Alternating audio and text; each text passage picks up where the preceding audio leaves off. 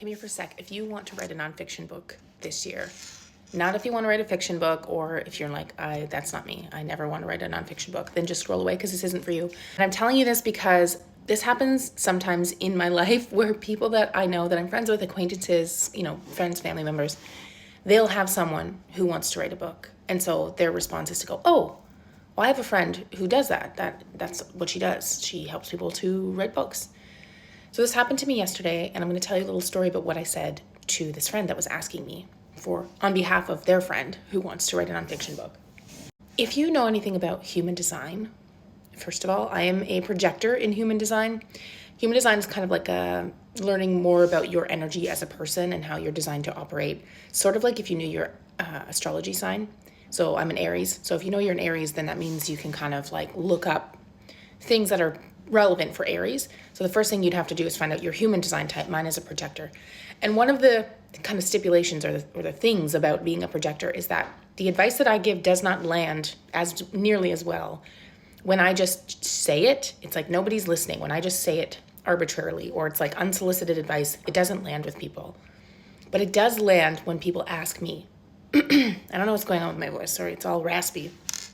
When people ask me for my advice, they hear it. They get it, and I'm very good at doing it. But when it's not asked of me, it doesn't hit. Like people they don't hear it. So this is why I feel like sometimes I struggle with this platform, because I'm sort of giving unsolicited advice, and I feel like that's why maybe like my videos don't always do well, because I'm just kind of sharing what I know, but who asked? Anyway, this is an example where somebody did ask. And so this friend said, I have a friend who wants to write a book, the Book of Mary, let's call it. And what is the first step? So this is where the genius comes out, because I'm able to just literally list what needs to be done. And I want to tell you what those steps are, because it just came out of me so easily. It's something I could talk about for hours. But my goal with my company and with helping people to self-publish their books is to always make things as simple as possible. So the first thing that Mary would need to do if Mary wants to write a book is like really understand who this book is for. Who are you writing this for, Mary? And like, who's the person that's going to pick up this book? I always work with my authors to do an ideal reader profile to make sure you really clearly understand who this book is going to be for. And that could change and shift as you're writing the book, but you need to have a good idea of who will be picking up this book, because the purpose of publishing and putting your work out there publicly is for other people to consume.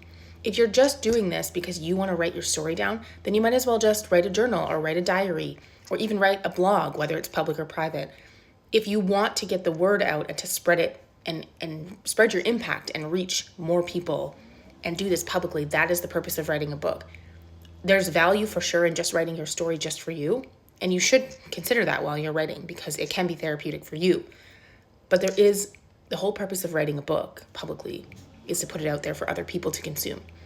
So who is this book for? Is the first step. You need to identify who your book is for. Then the next thing you need to know is, what is the purpose of this book? Like, narrow this down into a one sentence that a 5-year-old can understand. What is the purpose of this book? Because it can't just be Mary sharing Mary's stories and then that's it, period. It needs to be Mary sharing stories. Let's say they're all in, kind of blog post style chapters, but there needs to be a purpose. There needs to be a reason for why Mary is sharing this story and what was the lesson or what was the takeaway. Because again, there are 2 people involved in this process. It's Mary plus her readers. So it can't just be, this is what happened to me, period. It has to be, this is what happened to me. This is what I learned through it. This is what my takeaways were, because there's always somebody who's going to be reading it. So you have to think about those people, because what is the purpose of me purchasing this book from you, Mary? What's in it for me? What do I get out of it? We'll always have to consider that, because, again, this is a public medium that is going to go out and have the opportunity to reach hundreds of thousands of millions of people if done properly and if the story is really powerful and impactful. So what is the purpose? What are the outcomes? What are the results? The next thing you want to think about is, what are my goals for this book? Do I want this book to be reaching hundreds of thousands of people? Is this a book that I want to use to leverage alongside a business I already have, or to kind of start a business and have an author platform and build revenue off of it? Is it just a bucket list goal, in which case maybe investing in self-publishing isn't the right thing for you, which you absolutely can do if it's just a bucket list goal and you have the means to do so? Is that the reason? Because maybe then you don't need to really do the public publishing. You could just, again, publish a blog or do something digitally that isn't going to cost you as much money to go through the steps. Do you want this to generate income for you? Is it going to be a passive income stream? Do you want to just create massive impact and have your story be shared because your voice is valuable? And it is. What are your goals for the book? Is it a revenue generator? Is it going to help you with your business? Are you hoping it opens doors for you and creates opportunities for networking and speaking events? Like, think really hard about what your goals are, because you can sort of exit out of the I'm going to write a book goal if that's looming over your head, if you don't plan to do really anything further with it and it's just a bucket list goal. You can for sure publish it. Or maybe you just do an ebook instead and you don't go through the process of self-publishing like a paperback because you're not concerned with it going really anywhere else. So this is all kind of concept, like creating the concept and doing some brainstorming and making sure you know who this book is for, what the purpose or outcomes are, and what your goals are as an author, because you want to have realistic expectations.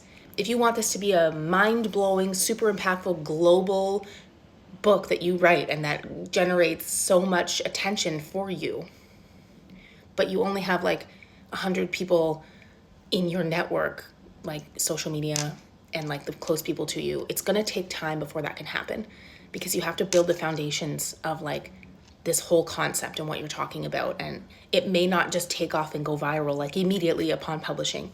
So we have to set realistic expectations. Then, of course, if you've identified that you do want to move forward with this, you do plan to share things publicly, you know who your ideal reader is going to be, you know the purpose and outcomes, you have an idea of what your goal is for the book and your expectations, then you need to start writing. And when you're writing, I encourage you to think about writing your chapters in a neatly organized, sort of packaged chapter where you open up with an introduction. You either share the topic, the overarching concept in the chapter, and then a story, or you do the story first and then the teaching topic, whatever it is you're sharing. Because remember, this is a nonfiction book, so there should be some element of like, what are we getting from this? And then a conclusion. And so each one of your chapters can be structured in that way. It's something that I teach on. One of the videos pinned at the top of my profile is exactly that, an easy AF book writing method. That's for nonfiction books, not for fiction, because obviously fiction goes a number of different ways. That's not my area of expertise. I'm more nonfiction. Then you need to organize, what things am I going to be saying in this book and how can I write them strategically so that they are impactful? They always have a message or a takeaway in them. And I'm sharing a story that is purposeful and intentional and gives people, a takeaway and something that they're learning out of it, but without sharing every last detail in my life, because you don't have to share every last detail. You can just share little pieces and elements of what happened to you and what you went through. And then you work on the writing. And then once you work on the writing, then I said to my friend, then you can tell Mary to come find me, because I can help Mary with the writing, but I can't help Mary to publish the book if she doesn't have anything written yet. So these are all the things you need to kind of do as prerequisites before you start digging in and writing to ensure that your book, your nonfiction book, is going to be powerful and impactful and have the potential to reach the right people, because you now know who that is, your ideal reader profile, and to set realistic goals and expectations for yourself if you are going to be a nonfiction author. Anyway, I hope that was helpful. And if you watched all the way through to the end, then let me know if it was helpful for you. Okay, talk to you soon. Bye.